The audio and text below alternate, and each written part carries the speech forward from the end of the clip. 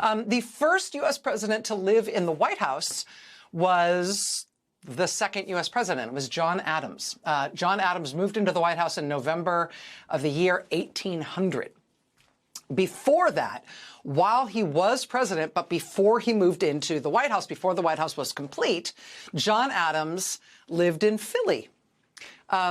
Both John Adams, the nation's second president, and George Washington, the nation's first president, they both lived in Philadelphia in the 1790s while the U.S. Capitol and the White House were being built in D.C.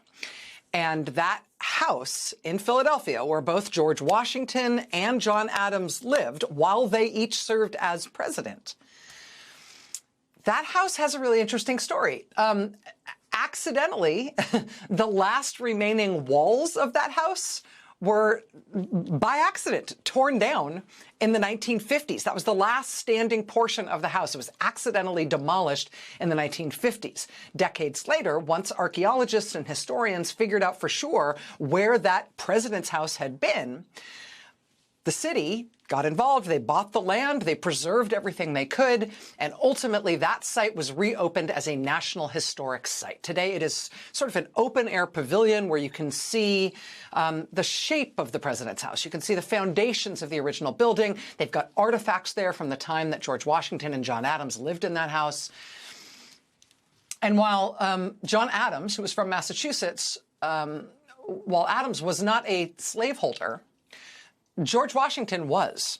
George Washington had 8 people who were enslaved to him, who he brought from Virginia to that house in Philadelphia to serve him while he was president. He later brought an additional enslaved person from Virginia to Philadelphia to that house, making it a total of 9.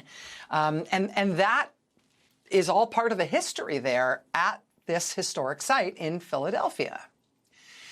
Now, you've probably heard about the fact that over this past year, President Donald Trump ordered the physical removal of all references to slaves and slavery at that National Historic Site. Well, today, a big change in that case. Today, happy President's Day, a federal judge in the Eastern District of Pennsylvania ordered that the Trump administration must put those references to slaves and slavery back up.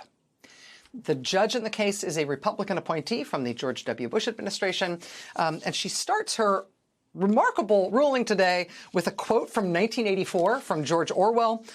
She then says, quote, "As if the Ministry of Truth in George Orwell's 1984 now existed with its motto, 'Ignorance is strength,' this court is now asked to determine whether the federal government has the power it claims to dissemble and disassemble historic truths when it has some domain over historical facts."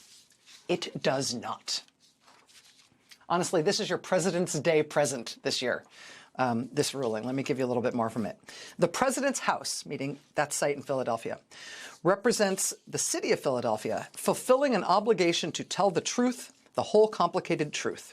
Removal of the crucial interpretive materials there strips that site of that truth and deprives the public of educational opportunities designed to be free and accessible. The abrupt elimination of historically significant educational material at the site is like pulling pages out of a history book with a razor. Each person who visits the president's house in Philadelphia and does not learn of the realities of founding-era slavery receives a false account of this country's history. Worse yet, the judge says, worse yet, the potential of having the exhibits replaced by an alternative script, a plausible assumption at this time, would be an even more permanent rejection of the site's historical integrity. It would be, quote, irreparable. The city has met its burden to establish irreparable harm.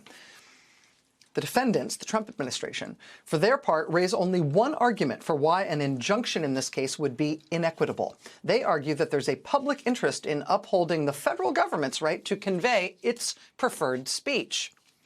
Restoration of the president's house in Philadelphia does not infringe upon the government's free speech, nor is the government prevented from conveying whatever message it wants to send by wiping away the history of the greatest founding father's management of persons he held in bondage.